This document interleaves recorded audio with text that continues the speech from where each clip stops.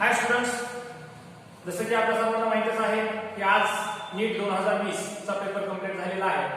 त्याच्या अनुषंगाने आपण मोठे क्लासेस गेवरे यांच्या माध्यमातून एक नीटचा पेपर सॉल्व्ह करणार आहोत. बायोलॉजी या विषयाचा कोड आहे F3. बायोलॉजी विषयाचा जो कोड आहे आपला पेपरचा कोड आहे तो F3. ह्या नंबरचा पेपर आपण आज सॉल्व्ह करणार आहोत. बघा त्याच्यामध्ये 91 नंबरचा जो क्वेश्चन आहे त्याच्यामध्ये त्या ठिकाणी काय दिलं बघा, presence of which of the following conditions in urine are indicative of diabetes mellitus.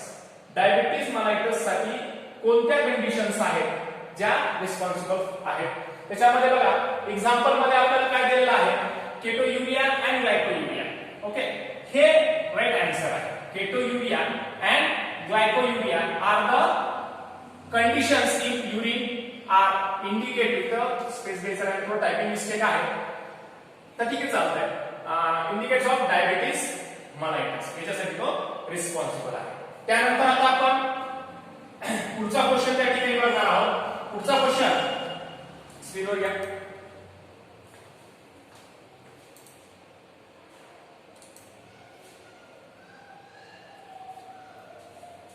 पूर्ण दिसत नाहीये. बघा पुढचा, match the following columns and select the correct option. Following columns आपल्याला मॅच करायचे. Match the following columns and select the correct option. Correct option आपल्याला या ठिकाणी बघायचं आहे. बघा काय काय दिलं ऑप्शन मध्ये, प्लॅसेंटा आहे, झोना पेनिसिला आहे, बल्बोयुरेथ्रल ग्लँड्स आहे आणि लिडिंग सेल्स आहे. आता आपल्याला सर्वांना माहिती आहे की लिडिंग सेल कशासाठी रिस्पॉन्सिबल आहे, कुठं सेक्रेशन होत असते लिडिंग सेलच्या माध्यमातून, काय तर अँड्रोजन जे काय रिलीज. आता डी हा फर्स्ट सी त्या ठिकाणी आपल्याला पाहिजे. तर आता डी हा फर्स्ट बघितलं का, थोडंसं पुन्हा इथे टायपिंग मिस्टेक झालेली आहे. ए बी सी आणि डी आहे. डी फर्स्ट हे दोन जागेवरती आहे. ओके, त्यानंतर आपण पहिला ओळखू प्लॅसेंटा.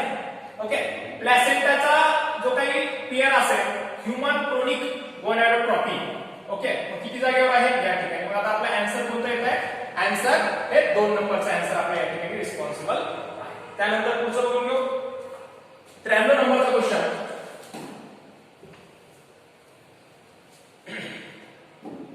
बघा 93 नंबरच्या क्वेश्चन मध्ये काय सांगताय, match the following columns correct option. Okay, या कॉलम मध्ये करेक्ट ऑप्शन आपल्याला या ठिकाणी बघायचे आहे. मग बघा करेक्ट ऑप्शन मध्ये पहिल्या कॉलम मध्ये काय दिलं, बीटी कॉटन. ओके, आता बीटी कॉटन साठी रिस्पॉन्सिबल असलेला जीन थेरपी नाहीये, सेल्युलर डिफेन्स नाहीये, defective of HIV infection, Bacillus thuringiensis. Long फॉर्मच आहे बीटी चा, बॅसिलस थ्युरिनजिनेसिस. तर हा ए हा चौथ्याशी कुठं क्लिअर करतोय बघा, ए इथं नाही त्या ठिकाणी. ओके, सॉरी इथं पण मिस्टेक आहे. 1 2 3 आणि 4. तर 3 नंबरचा जे काही ऑप्शन आहे ते 3 नंबरचा ऑप्शन या ठिकाणी आपण डायरेक्टली राईट, कारण बाकीच्या जागेवरती कुठंच क्लिअर दाखवत नाही. 3 नंबरचा सॉरी ए चा हा 4 नंबरशी कुठंच क्लिअर दाखवत नाही. त्याच्यामुळे बाकीच्याकडे आपल्याला वेळ जास्त घालायची गरज नाही. ठीक आहे, पुढचा क्वेश्चन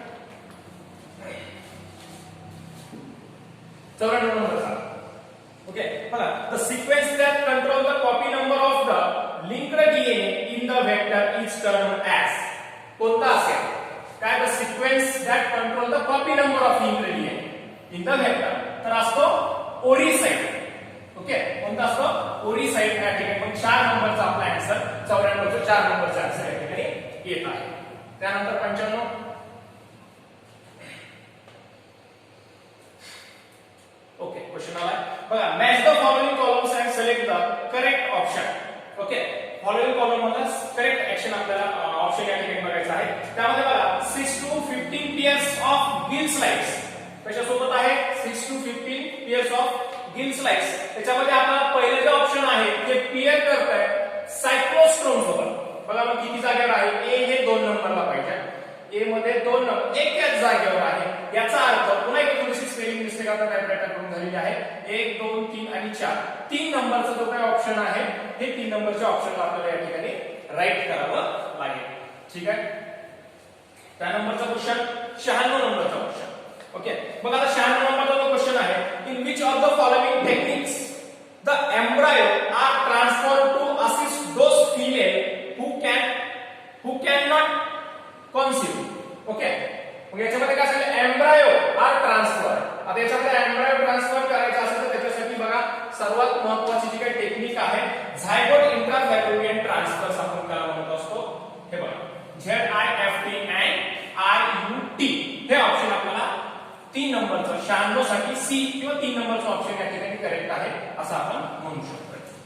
96 झाल्याच्या नंतर 97 नंबर बघा क्वेश्चन या ठिकाणी स्क्रीनवर आलेला आहे. Select the correct events that occurs during inspiration. Inspiration होत असताना करेक्ट इव्हेंट्स कोणते आहेत या ठिकाणी आपल्याला ओळखायचं आहे. पहिली इव्हेंट त्याच्यामध्ये कॉन्ट्रॅक्शन ऑफ डायफ्रॅगम कुठे आहे? ठीक आहे बरोबर आहे. फर्स्ट इव्हेंट त्याला आपण म्हणू शकतो contraction of external internal coastal muscles. Okay external आणि इंटरनल कोस्टल मसल्सचं सुद्धा कॉन्ट्रॅक्शन. त्यानंतर पल्मोनरी व्हॉल्यूम इन्क्रीज नाही होणार, इंट्रा पल्मोनरी प्रेशर इन्क्रीज नाही होणार. म्हणजे 1 आणि 2 ज्या ठिकाणी असेल आन्सर आपण या ठिकाणी लिहू शकतो. 3 नंबरचं जे काही आन्सर आहे 3 नंबरचा आन्सर यासाठी ऍक्युरेट आहे. 97 नंबर बघा 98 नंबरचा क्वेश्चन बघा द QRS कॉम्प्लेक्स इज.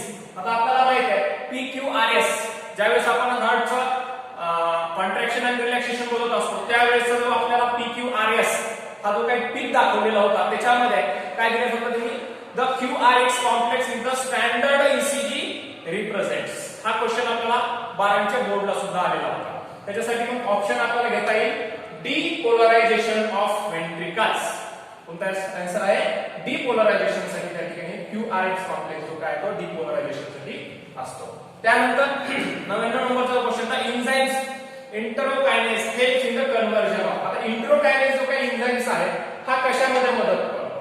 आता पेप्सिनोजनचं फॉर्मेशन पेप्सिन मध्ये सॉरी ट्रिप्सिनोजनचं फॉर्मेशन ट्रिप्सिन मध्ये आहे. कशामध्ये 1 2 खालचा एखादा ऑप्शन आहे. हा ठीक आहे 4 नंबरचा याचा आन्सर आपल्याला करेक्ट आहे.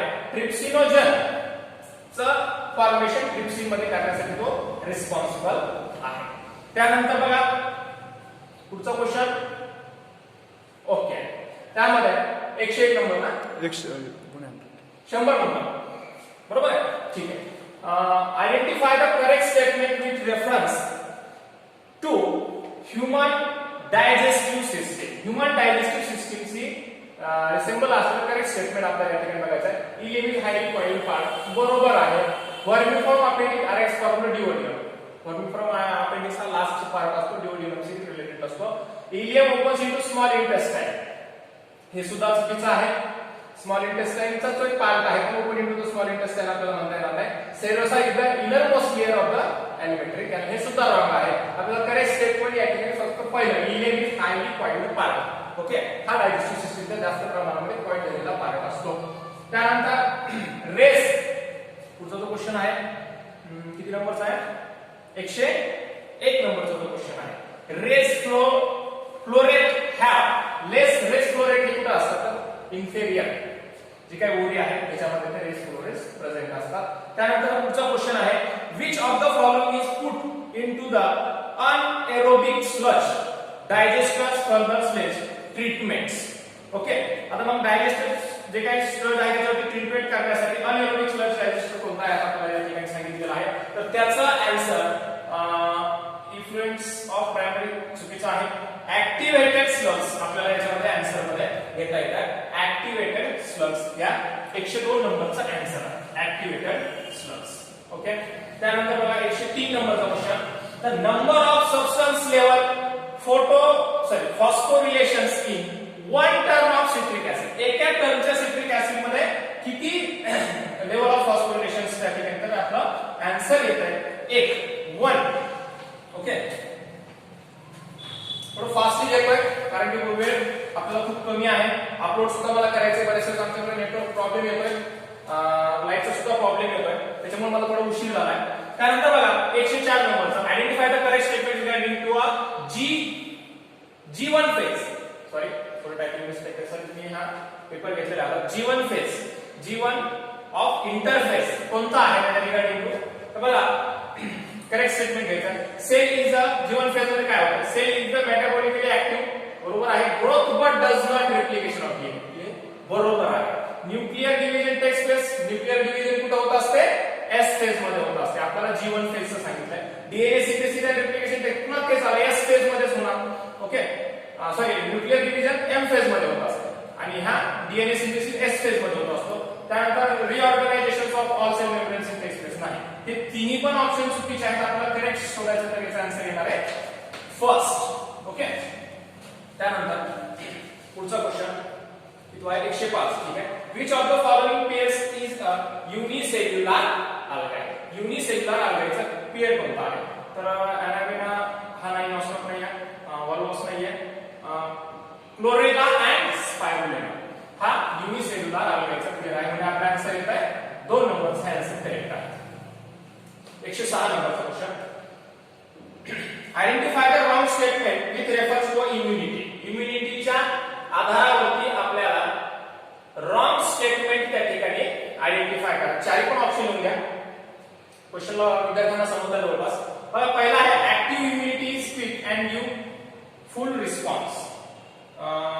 Active immunity is quick and give full response. Identify the wrong statement. जवळपास हे चुकीचं आहे, कारण की ऍक्टिव्ह इम्युनिटी क्विक नसते तर स्लो असते. Okay, foetus receive some antibodies and for mother. हे बरोबर आहे. आपल्याला रॉंग स्टेटमेंट घ्यायचे. when the exposed antigens antibodies are produced in the host body it is called as anti. बरोबर आहे. आणि when the ready-made antibodies are directly given in ice is called as passive. ही पण बरोबर आहे. म्हणजे आपला wrong statement जे काय आहे, फर्स्ट हा जो काय आहे तेच रॉंग स्टेटमेंट आहे. ऍक्टिव्ह इम्युनिटी स्लो असते. ओके, पुढचा क्वेश्चन 107. बघा, मॅच द फॉलोइंग कॉलम्स. आपल्याला कॉलम्स जे काय ते मॅच करायचे. पहिला आहे floating ribs. Floating ribs first floating ribs located between the second and 7th नाही, चुकीचा आहे. हेड ऑफ इव्हेंट नाही. Do not connect with the sternum. याचा आपल्याला घ्यायला लागेल.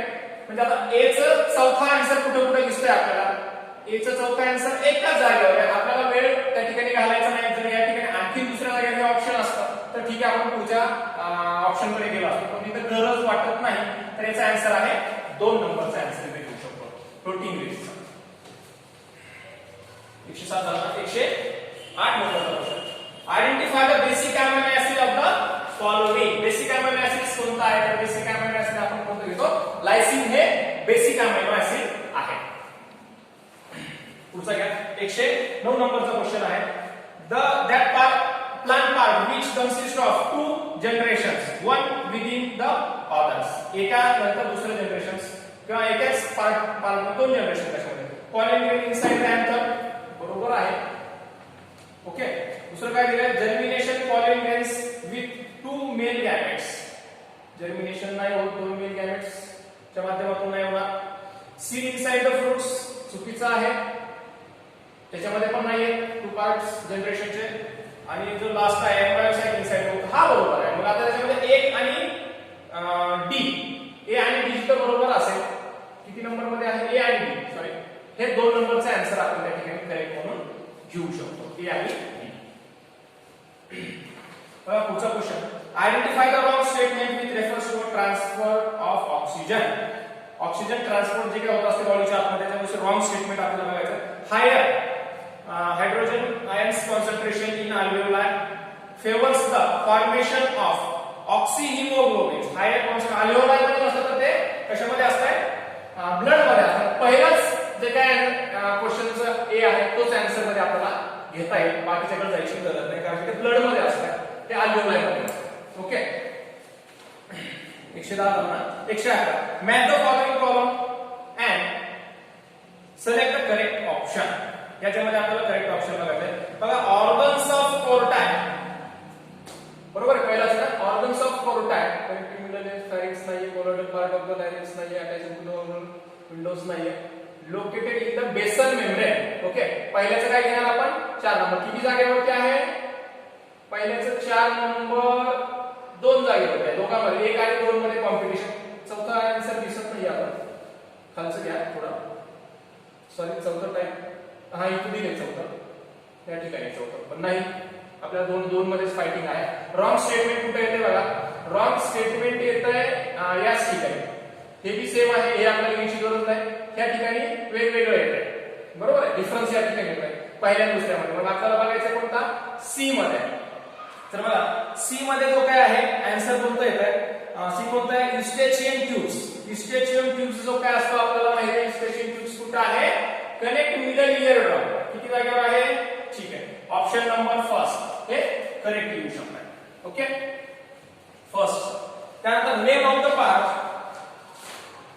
Name of the plant part growth regulator which accounts for sparing one sugarcane crop increase in the length of the stem. Length of the stem साठी आपल्याला माहिती आहे gibberellin. Okay, gibberellin हा hormones ह्या क्रॉपचा लेंथ असेल. आपण बघितलं होतं की जपानमध्ये काही फार्मर्स होते, त्यांच्यामध्ये त्या फार्मर्सच्या फार्म मध्ये काही प्लांट जे काय ते एक्स्ट्रीमली ग्रोथ करत होते ते राईस वरती. ओके, तर ते एक्स्ट्रीमली ग्रोथ साठी गिबरलिन हा आपण एक्झाम्पल मध्ये घेऊ शकतो. त्यानंतर 113 ठीक आहे. The root that originate from the base of the stem are. Root कोणता असतं बेस ऑफ स्टेम?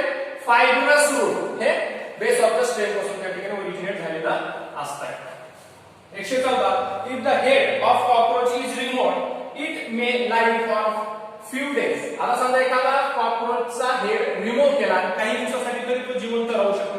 कारण काय आहे तर तो हेडचा जो स्मॉल पार्ट असतो, त्यामध्ये नर्वस सिस्टीम म्हणा किंवा त्या हेडचा काही स्मॉल पार्ट आहे तो त्याच्या मागच्या साईडला सुद्धा प्रेझेंट असतो, त्याच्या मागच्या बॉडीमध्ये प्रेझेंट असतो. मग याच्यामध्ये ऑप्शन कोणतं येऊ शकतं? The head hold and small portion of the nervous system where rest is situated around the ventral part of the body. पहिलाच आन्सर आहे. दोन इथं दिलेला आहे, तीन इथं आहे, चार. बाकीच्याकडे याची गरज नाही.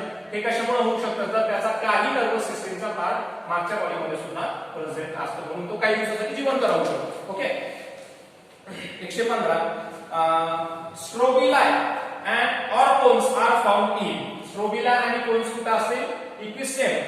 हे आन्सर आपल्याला त्याच्यामध्ये प्रेझेंट आहे. त्यानंतर बघा 116 नंबरचा जे काय क्वेश्चन आहे, डिसोल्युशन्स ऑफ द सिनेप्टोनेमा कॉम्प्लेक्स अक्युअर्स इन. सिनेप्टोनेमा डिप्लोटिंग मध्ये असेल. ओके, सिनेप्टोनेमा कॉम्प्लेक्स डिप्लोटिंग मध्ये. ओके, 116 चा आन्सर आहे फर्स्ट आन्सर आपण 116 चा घेणार. 117 बघा पुढचा, match the following disease and positive organisms. Okay, typhoid असेल, सॅलेमिना टायफिक आहे. टायफॉइडचं सॅलेमिना टायफिक शॉर्ट मध्ये दिलं सॅलेमिना. तर बघा ए च 3 नंबर किती जागेवर आहे? ए च एकच जागेवर आहे, बाकीच्याकडे आपल्याला जायची गरज पडत नाही. वेळ वाया घालायचा नाही परीक्षेमध्ये. पहिल्या 4 नंबरचा आन्सर आपल्याला दिलेला आहे. त्यानंतर first phase of translation is. ट्रान्सलेशनची फेज काय होत असतं? Amino acetylisation of tRNA. First phase of translation. Okay, amino acetylisation होत असतं टीआरएनएचं. 119 नंबरचा क्वेश्चन बघा पुढचा, match the correct following options. पण आता पहिला जो काय आहे त्याच्यामध्ये काय दिलेला आहे? क्लोस्ट्रिडियम ब्युटेलियम हा एक ऑप्शन मध्ये ए दिलेला आहे. तर ए चा जो काय असेल ब्युट्रिक ऍसिडशी रिलेटेड आहे. ठीक आहे, ब्युट्रिक ऍसिड ऑप्शन खाली दिसत नाहीये, आपल्याला बोली घ्यावं लागेल. ठीक आहे, ब्युट्रिक ऍसिडशी रिलेटेड आहे.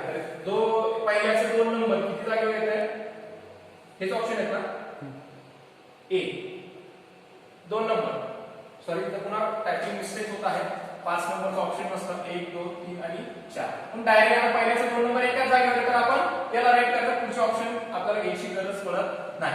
तर याचा ऑप्शन आहे 4 नंबर. टायपिंग मिस्टेक आहे. The oxygenation activity of Rubisco enzymes in photorespiration leads to a formation of. काय करू शकताय तर त्याच्यामध्ये फॉर्मेशन ऑफ 1 molecule of 6 नाही, 3 यायला पाहिजे. 1 molecule 4 नाही, 2 molecules of 3 नाही, 1 molecules of 3 carbon compound. Answer आहे 4 नंबरचा एक्सलिस्ट रुबिस्को एन्झाइमचा. ठीक आहे, पुढे बघा किती नंबर झाला? 121 ना. ठीक आहे, match the following concerning essential elements and their functions in the plants. आता प्लांट मध्ये इसेन्शियल एलिमेंट्सचे फंक्शन्स काय आहेत? आयरन असेल तर आयरनचं काय केलंय बघा, रिक्वायर्ड फॉर क्लोरोफिल बायोसिंथेसिस. किती जागेवर आहे? किती जागेवर? मला वाटतं एकच आहे. एकच आहे. ओके, मग दुसऱ्याचं काय आहे, झिंकचा IAA. ओके, बायोसॅलिस इंडोलॅसिटिक ऍसिड आपण त्याला म्हणतो. त्यानंतर सी चं 2 नंबर आहे बोरॉनचं पॉलिमरेशन. ओके, पुढचा क्वेश्चन 122 नंबरचा ना. Name the enzyme that facilitate opens of DNA helix transcription. DNA helix transcription मध्ये RNA पॉलिमरेज त्या ठिकाणी काम करत असतो. ओके, RNA पॉलिमरेज 2 नंबरचा आन्सर आपला राईट आहे. 122 झाला. 123 from his experiments Miller produced the amino acids by mixing the following closed flask. Okay, आता याच्यामध्ये लक्षात घ्या 800 डिग्री सेल्सिअस पर्यंत त्या ठिकाणी त्यांनी हीट दिली होती. मग आता 800 म्हटल्याच्या नंतर एकाच जागेवरती आहे, खाली 4 नंबरचा ऑप्शन दाखवा, 2 जागेवर आहे. ठीक आहे, मग त्याच्यामध्ये त्यांनी ammonia, methane, hydrogen, water vapour सुद्धा त्याच्यामध्ये होत आहे. मग ऑप्शन नंबर त्याच्यामध्ये कोणता येणार आहे? अमोनिया CH4 कुठे आहे? तिथे दिले थोडं खालच्या साईडला दिले, टायपिंग त्या ठिकाणी व्यवस्थित झालेली आहे. तर ऑप्शन नंबर 3 त्याच्यामध्ये आपण घेऊ शकतो मिलर्स एक्सपेरिमेंट मध्ये. ओके, ठीक आहे. त्यानंतर goblet cells are alimentary canals are modified from कोणापासून? पॉल्युना इपिथेलियल सेल पासून त्या ठिकाणी मॉडिफाइड झालेले असतात. ओके, 125 नंबरचा बघा तुमचा. क्युबॉइडल epithelium with brush border of microvilli is found in. brush border microvilli तो प्रेझेंट असतात क्युबॉइडल इपिथेलियम. तर मग याच्यामध्ये प्रॉक्सिमल बरोबर आहे. नेफ्रॉन मध्ये प्रॉक्सिमल कन्व्होल्युटेड ट्यूब्युल्स जो काही पार्ट आहे त्याच्यामध्ये ह्या ब्रश बॉर्डर मायक्रोविलाय ह्या प्रेझेंट असतात. ओके, पुढचा question. In light reactions plastoquinone facilitates the transfer of electron from त्याच्यामध्ये बघा इलेक्ट्रॉन ट्रान्सफर होत असेल प्लास्टोक्विनिनच्या थ्रू. तर आपल्याला माहित आहे जी काय आपण फोटोफॉस्फोरिलेशन PS सेकंड पासून प्लास्टोक्विनिन आणि प्लास्टोक्विनिन पासून सायटोक्रोम B6 आन्सर 2. आन्सर कोणता येणार आहे? प्लास्टोक्विनिन पासून सायटोक्रोम B6 कॉम्प्लेक्स पर्यंत त्या ठिकाणी ट्रान्सफर केले जातात. जे काही इलेक्ट्रॉन्स आहेत हे इलेक्ट्रॉन्स ट्रान्सफर करण्याचे काम हे फोटो फॉस्फोरिलेशनच्या माध्यमातून असतात. F3 चा इथे लिहून टाकतो आपला जो काही कोड आहे. ठीक आहे, पुढचा क्वेश्चन किती नंबरचा? 127.